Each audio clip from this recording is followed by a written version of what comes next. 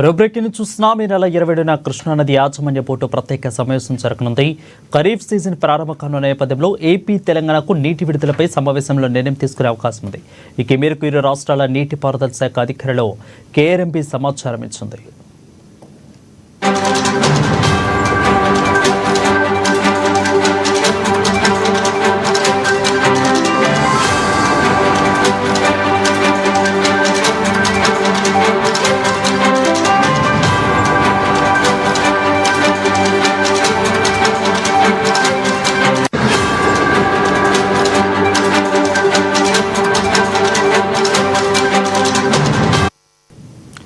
వీడికి నెల 20న కృష్ణానది యాజమాన్య బోర్డు ప్రత్యేక సమావేశం జరగనుంది. ఖరీఫ్ సీజన్ ప్రారంభం కానున్న నేపథ్యంలో ఏపీ తెలంగాణకు నీటి విడుదలపై సమావేశంలో నిర్ణయం తీసుకునే అవకాశం ఉంది.